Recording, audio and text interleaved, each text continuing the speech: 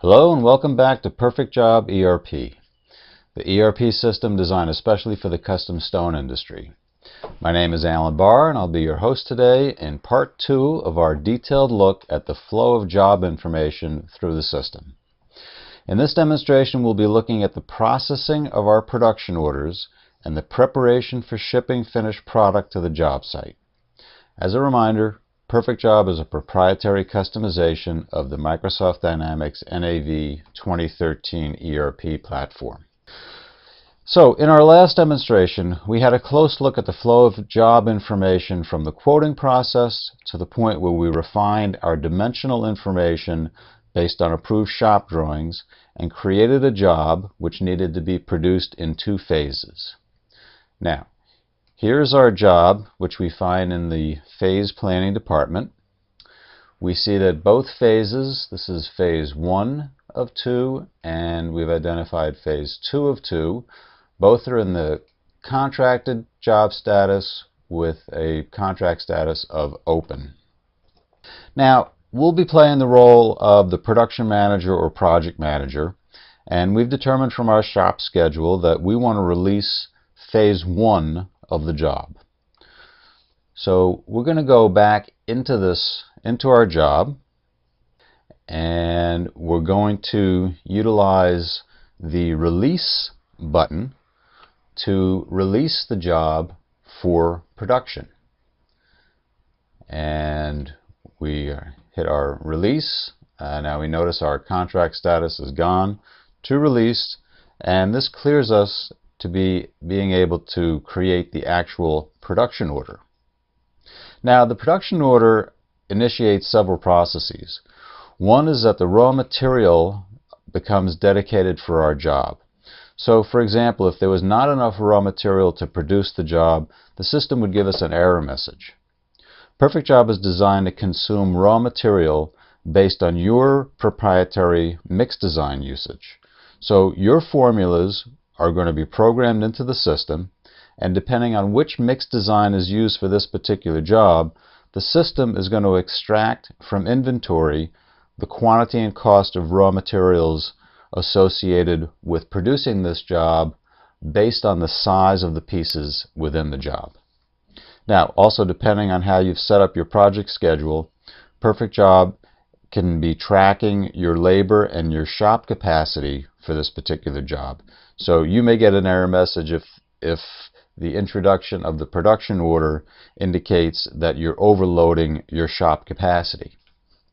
So, but let's assume that we have the capacity in the inventory to produce the job. We're going to produce our production order for phase 1 of this job by going to our Actions button on the ribbon and clicking our Planning button. This is going to bring up our request to produce a production order. So we open up the production order. We're going to create a released project order, and the system should generate that order number for us, and there we go.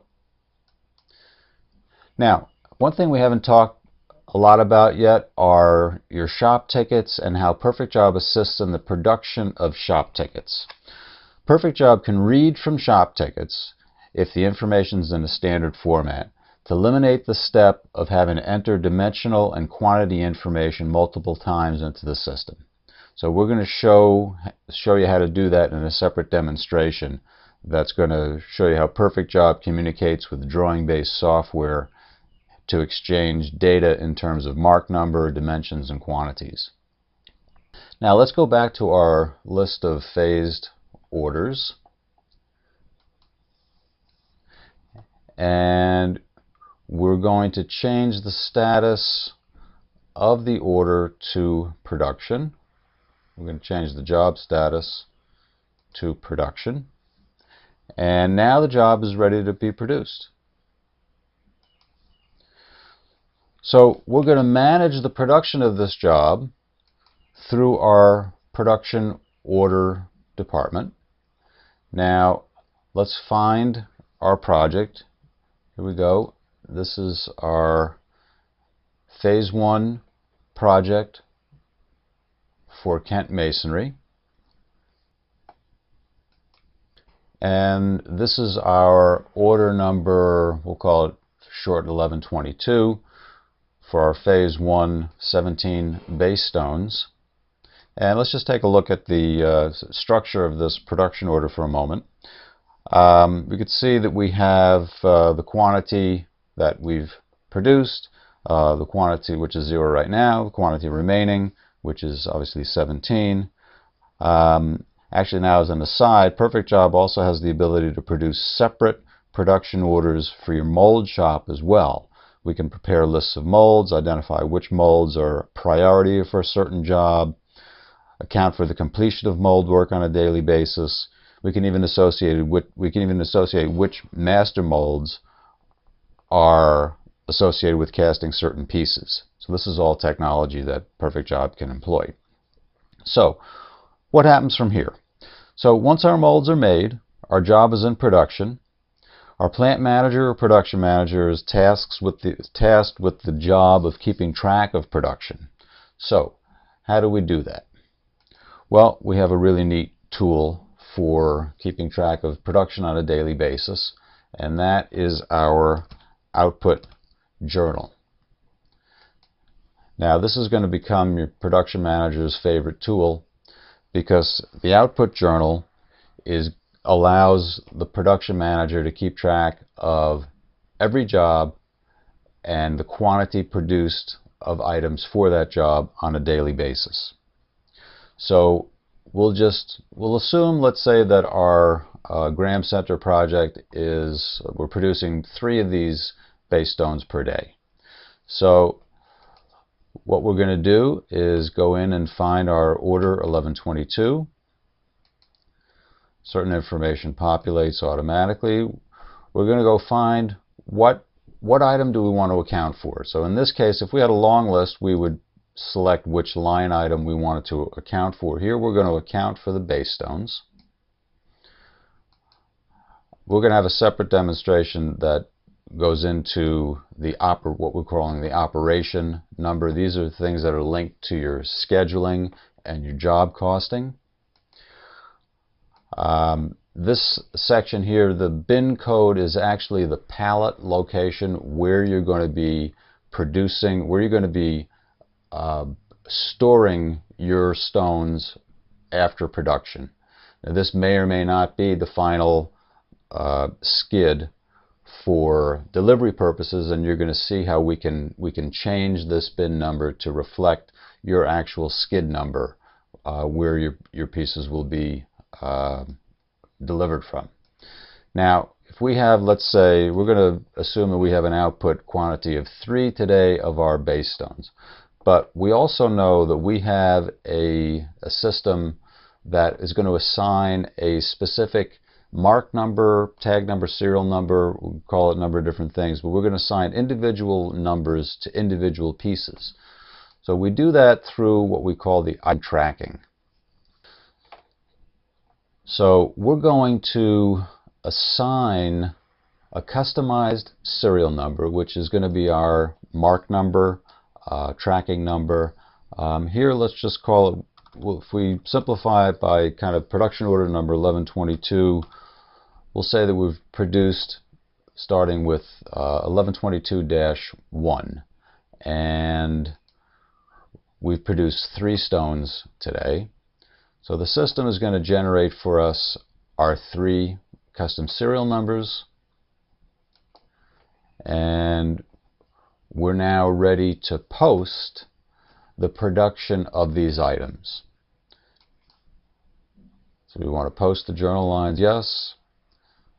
This actually changes the status of those 3 pieces to a completed status. Now we could go verify that if we go back to our production order, our release production order. This is indicating that we've finished 3, we have 14 left to make, and so this is great information with regard to being able to manage your project. So what we're going to do is just speed up a little bit here, and we could fast forward a few days. What I want to do is complete the production of this first phase. So we're going to go to our output journal, and we're going to account for the completion at this point of the remainder of the 14 pieces. Go back to our 1122 job. And by the way, like I was saying, if you had multiple jobs, as you likely will in any given day, this list enables you to bring up all your individual jobs and account for exactly how many pieces were made for that individual job, and assign the mark number to the specific pieces that were fabricated, as well as assign a pallet location where they will be either stored or moved to a final delivery pallet when you're ready to ship. So again, we're going into our base stone item. We're accounting for our production time, and we'll figure we've produced the 14 additional final pieces. We're going to assign those pieces their mark numbers, giving them a custom mark number. We know we're at number 4. The system already knows we have 14 pieces left to make, starting with 1122-4. And there we go. Those are the individual mark numbers assigned to this project for these pieces, now on record.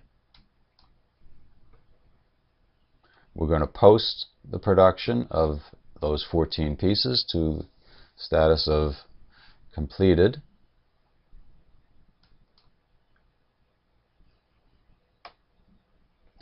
And our production order is finished. Now, the next step that I want to show you is how we begin to organize and prepare our job for shipping. So we now have our pieces, and by the way, if you need to ship only a partial shipment of those 17 pieces, you need to ship 10 pieces quickly on a skid, the system will allow you to do partial shipments. We're going to go to our shipping and receiving department, what we call the warehouse shipments. We're going to create a new shipment that is going to get a shipment number. The location is what we call the simple location, the single yard warehouse. Now, we're going to go get what we call our source documents. So our source documents have enabled us to import our line item of 17 base stones, and I just want to show you that underlying that single line item is a record of all of our mark numbers, all of our custom serial numbers that we have assigned for these particular pieces, awaiting placement on your bill of lading for shipment to your customer. So, thank you for joining us for part 2 of the detailed flow of information through our production system. If you have any questions about this presentation or would like to arrange for your own full demonstration, please contact us on the web at www.perfectjoberp.com. Thank you very much.